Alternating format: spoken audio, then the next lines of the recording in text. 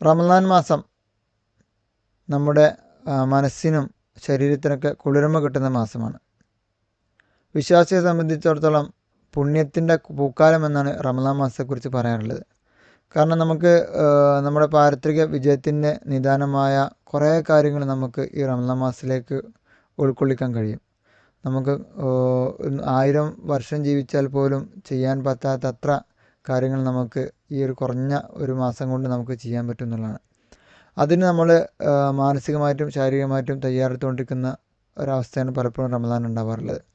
അത് നമുക്ക് ഇബാദത്ത് ചെയ്യാൻ നന്നായിട്ട് കഴിയണമെന്നുണ്ടെങ്കിൽ നമുക്ക് മനസ്സിനും ശരീരത്തിനും ഒരേപോലെ ആരോഗ്യം വേണം. ശരീരത്തിന് ആരോഗ്യം വേണമെന്നുണ്ടെങ്കിൽ നല്ല ഭക്ഷണ സംസ്കാരം നമുക്ക് ശീലിക്കാൻ കഴിയണം.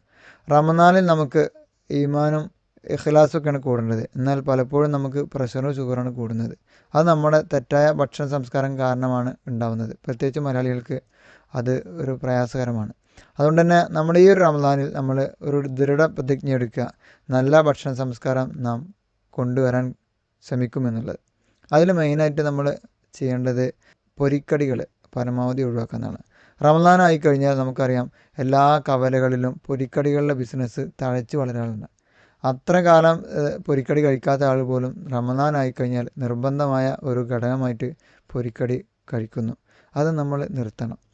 അത് പരമാവധി ഒഴിവാക്കിയിട്ട് നല്ല ഫ്രൂട്ട്സ് നമ്മൾ വാങ്ങിക്കഴിക്കാം. ഫ്രൂട്ട്സ് നമുക്ക് സ്വന്തം വീട്ടിൽ തന്നെ ഉൽപ്പാദിപ്പിക്കാവുന്ന കുറേ ഫ്രൂട്ട്സ് ഉണ്ട്. മിക്ക പുറത്ത് ഫോറിനൈസായിട്ടുള്ള പല ഫ്രൂട്ട്സുകളും ഇന്ന് നമ്മുടെ കേരളത്തിൽ വിളയിപ്പിച്ചെടുത്ത് നാം അത് തെളിയിച്ചിട്ടുണ്ട്. അതുകൊണ്ട് തന്നെ അതൊരു സംസ്കാരം ഈ ഒരു വർഷത്തിൽ കിട്ടിയില്ലെങ്കിലും അടുത്ത 1-2 വർഷത്തിനുള്ളിൽ നമ്മളെ വീട്ടിലും നല്ല ഫ്രൂട്ട്സ് ഉണ്ടാക്കാൻ വേണ്ടി നമുക്ക് ശ്രമിച്ചു കഴിഞ്ഞാൽ പുറത്തുനിന്ന് കാശ് കൊടുക്കാതെ തന്നെ നമുക്ക് നല്ല വിഭവസമൃദ്ധമായ ഭക്ഷണം നമ്മളെ വീട്ടിൽ തന്നെ ഉണ്ടാക്കാൻ കഴിയും. പിന്നെ നമ്മളിന്ന് ഭക്ഷണത്തിൽ ഉൾപ്പെടുത്തേണ്ടതാണ് പച്ചക്കറികൾ, ഇലക്കറികൾ എന്നുള്ളത്. നോൺ വെജ് നമുക്ക് കഴിക്കണം, അത് ആവശ്യമാണ്. എന്നാൽ അതിനേക്കാൾ കൂടുതലായിട്ട് നമുക്ക് ആവശ്യമുള്ളത് ഇലക്കറികളാണ്, പച്ചക്കറികളാണ്. അത് നമ്മൾ കൂടുതലായിട്ട് നമ്മളെ ഭക്ഷണത്തിൽ ഉൾപ്പെടുത്തണം. പിന്നീട് നമുക്ക് ഒഴിവാക്കേണ്ട മറ്റൊരു സാധനമാണ് ചായ, കാപ്പി എന്നുള്ളത്. ചായയും കാപ്പിയും ശരീരത്തിലെ ജലാംശം നഷ്ടപ്പെടാനാണ് സഹായിക്കുക, ജലാംശം നിലനിർത്താനല്ല. മാത്രമല്ല അതിൽ കുറേ ആവശ്യമില്ലാത്ത അല്ലെങ്കിൽ ശരീരത്തിന് ഹാനികരമായ വസ്തുക്കളുണ്ട് എന്ന് നമുക്കറിയാം. എന്നാൽ നമ്മളിത് ചെറുപ്പത്തിലേ ശീലിച്ചതാണ്. മലയാളിയാണോ ചായ കുടിക്കണം എന്നുള്ളൊരു ബോധമാണ് പൊതുവെ എല്ലാവർക്കും ഉള്ളത്. ഇന്ന് പലപ്പോഴും അതിനെതിരെയുള്ള ട്രെൻഡുകൾ ഉണ്ട് എന്നുള്ളത് ആശയമാണ്. അതുകൊണ്ട് തന്നെ ചായയും കാപ്പിയും അത്ര നിർബന്ധമായ ആളുകൾക്ക് ക്വാണ്ടിറ്റി കുറച്ച് കൊണ്ടുവരുന്ന ഒരു ശീലം നമുക്ക് ഉണ്ടാക്കാൻ കഴിയും.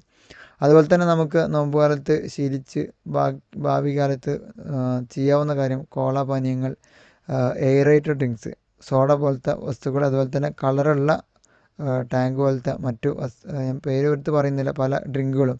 അതിൽ പലതിൻ്റെയും എസൻസ് ഉണ്ടെന്ന് പറയും, പക്ഷേ അതിൽ ഫ്രൂട്ടിൻ്റെ ഒരു ഗുണം ഉണ്ടാവുകയില്ല. അതിലെല്ലാം ഹാനികരമായ വസ്തുക്കളുണ്ടാവും, കളർ കിട്ടാനുണ്ടാവും, പ്രിസർവേറ്റീവ്സ് ഉണ്ടാവും. അതൊക്കെ നമുക്ക് ശരീരത്തിന് ഹാനികരമാണ്. അത്തരം പ്രിസർവേറ്റീവ് വെള്ളവും നാം ഉപേക്ഷിക്കുക. പകരം നല്ല വെള്ളം ധാരാളം കുടിക്കുക. ഫ്രൂട്ട്സും പച്ചക്കറികളും ധാരാളം ഭക്ഷണത്തിൽ ഉൾപ്പെടുത്തുക. പൊരിക്കടികൾ പരമാവധി ഒഴിവാക്കുക. നോൺ വെജ് കഴിക്കുമ്പോൾ നോൺ വെജ് കഴിക്കുന്നതിനെ കൂടുതൽ അതിനേക്കാൾ കൂടുതൽ ക്വാണ്ടിറ്റിയിൽ വെജിറ്റബിൾസ് കഴിക്കാൻ ശ്രമിക്കുക. ഈ രീതിയിൽ നല്ലൊരു ഭക്ഷണ സംസ്കാരം നമ്മൾ ഉൾപ്പെടുത്താം. അതുപോലെ തന്നെ മധുരം, ഷുഗറിൻ്റെ അളവ് നമുക്ക് കുറച്ച് വന്ന് പരമാവധി ഷുഗർ ഒഴിവാക്കാൻ ശ്രമിച്ചാൽ അടുത്ത തലമുറക്ക് കൂടി ഇവിടെ പ്രമേഹം കൊണ്ടുള്ള പ്രയാസങ്ങൾ ദൂരീകരിക്കാൻ നമുക്ക് സാധിക്കും. ആ രീതിയിൽ നല്ലൊരു ഭക്ഷണ സംസ്കാരം ഈ റമദാനിൽ നമുക്ക് ആർജിച്ചെടുക്കാം.